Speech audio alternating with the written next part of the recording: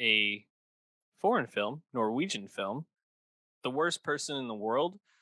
Um, Verdens Verste Menesk. I definitely butchered that, but um, the reason we really want to check this out, not only has it gotten really good reviews, but it's being nominated at the Academy Awards Mhm. for Best International Feature Film. Uh, a lot of buzz around this movie. Yeah. Also Premiered at nominated for Cannes. original screenplay. Very exciting as well. Two Absolutely. nominations. And premiered at Cannes in 2021. Renee Rensve, who Yeah. is the lead actress, won for Best Actress in this, and it was Yeah. nominated for Palme d'Or. So a lot of acclaim for this movie already. How did you like The Worst Person in the World? So I love The Worst Person in the World. I think it's a brilliant movie. It's really great. And that lead performance by Renate Reinsve, that's how you Oh say it. boy, my Uh, apologies to Renate. That Renate, was disrespectful. she's really great. There's Yeah, a lot. she's. Go online. Everyone's saying it. She looks like Dakota Johnson. We got it. It's true. She does. But she's tremendous in Yeah. this movie. Carries the fucking thing, obviously. However, that Oscars screenplay nomination is justly earned as well because that screenplay, that script is very specific, very intentional. Makes a big deal out of having a 12 chapter structure with a prologue and epilogue on top of that. There's a very like specific frame of storytelling here. Narration comes in and out, stuff like that, right? But I mean, for someone I have not seen Joachim Trier's other films, the first two in this loose Oslo trilogy. I haven't seen his other movies. Um, but just coming into this pretty much blind, just knowing people liked it a lot, I was really impressed. And I think it's just a really deeply affecting, compelling movie with excellent acting. It's not predictable. Um, I think that early setup, it's like, oh, maybe I do know what's happening here. There's some similarities to some Bombach stuff. I saw people call this Norwegian Francis Ha, for example. Hmm. But where it goes from there, once you get the initial setup of the like successful or the pretty person who doesn't know what you want, it's like once you get past that initial setup, you really don't know what's coming next. And I think it's just really, really affecting movie. So I liked it a lot.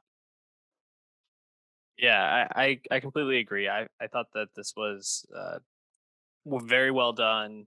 I thought very cleverly written, which I agree. I think the nomination for screenplay makes a ton of sense and very worthy. Um, and I agree. I Where I got to at the end of the movie was nowhere near where I thought I was going to be. About even halfway through the movie, and just kind of how it left me like ruminating on modern day romance, modern day partnership, themes of love and loss, which is like the most broadest thing to kind of put up there. But I think more so like how as you age, what your wants and needs and desires in a relationship all kind of change. But still certain aspects of it can be timeless or enduring. And so there's a lot to dig into on the meta level. And I gotta say, there were some moments of just like pure, I thought like creative genius in this. There we'll probably get to some of those moments, but there's some choices in the directing that I thought were just fantastic. And I think the one that probably sticks out to me the most is in the bad timing, chapter 5, when her and uh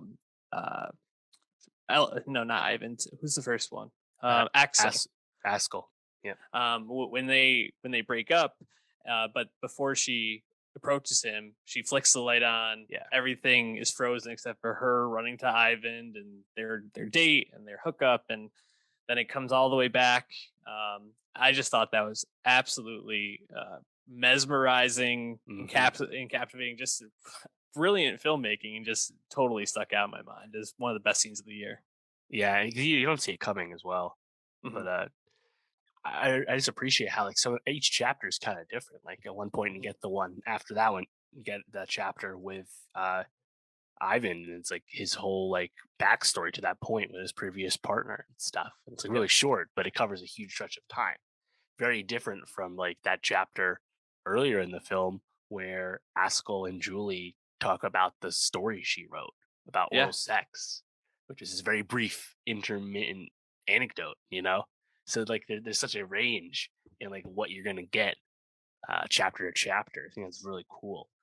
Um, and yeah, by the end, it's like a fucking devastating film. But contrast that with the early part of the movie where there's like a lot of like really funny shit happening.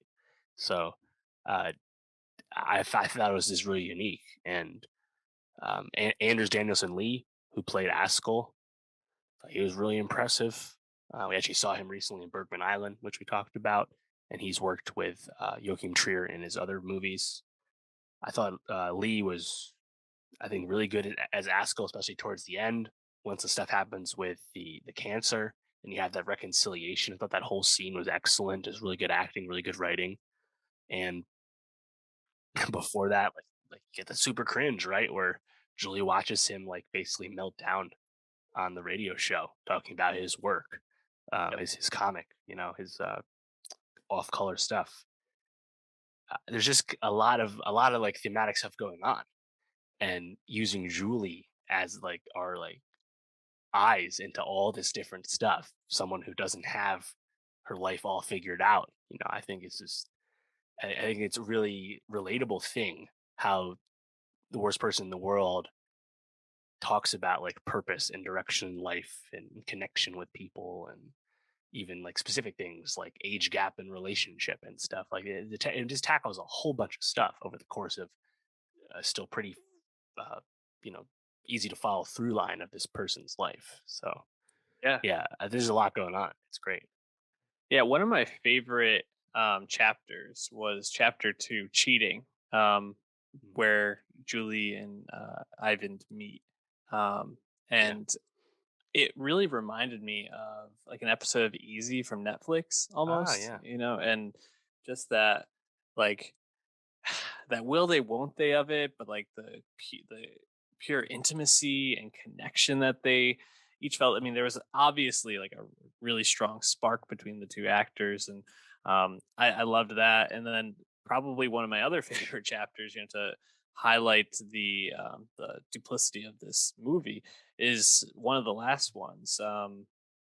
Uh, Sorry, chapter, is it chapter 11 or 12? I can't remember, where Axel is really about to die, not doing well because of his pancreatic cancer.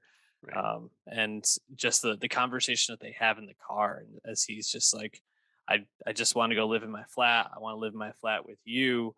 And just that, such a brutal and gutting moment, but it feels so real. And I want to say, I mean, Yeah. I Chapter think 12. chapter 12, thank you. Everything comes to an end.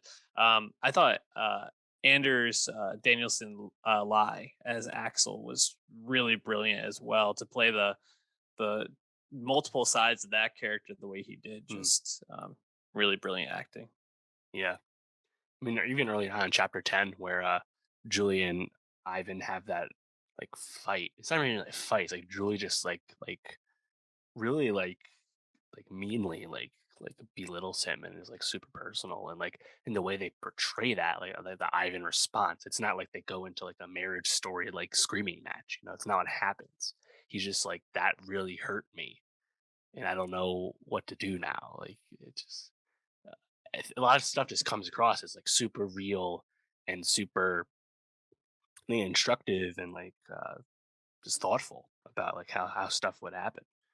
And meanwhile, you still get something a bit more expressive and psychedelic with a literal mushroom scene. Hmm.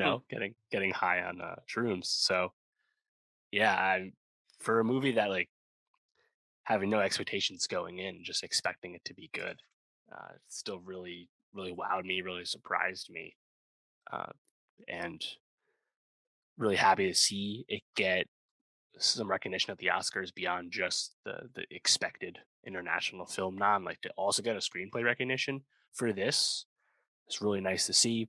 Just like Drive My Car getting a Best Picture nomination is like really awesome. Like the Film Academy is more global than it's ever been, and it's really nice to see movies like this, The Worst Person in the World, getting platformed, getting uh, marketed basically to Yeah. people that otherwise would not give something like this a chance because you certainly will not be disappointed when you do give it a chance. Completely agree. Um, yeah, shout out to Joaquin Trier, who is Yeah. the director and one of the co-writers with the on this with Eskil Vogt. Um, just brilliant, and really glad that we watched it. What would you say the chances are of it taking home the international film Oscar? So I'd say that's zero because it's going to lose to Drive My Car, which Yeah, got Best Picture nomination. Screenplay, it's up for original screenplay, so that one's probably more up in the air than adapted. With Power of the Dog's going to win. So um, you never know. There's always wild card nature to screenplay categories, so don't completely rule it out. 2021 or 2022 movie for you? 2021 film for me, definitely in the top 10, definitely in the top 5. Whoa. I did rank it. I put this at number 4. Green Knight, Okay. Drive My Car, Dune, and The Worst Person in the World. I haven't Top updated 4. my rankings. It'd probably be somewhere in the top 10 for me, though. Really, Yeah. really well done. Check it out when you can. Definitely worth your time.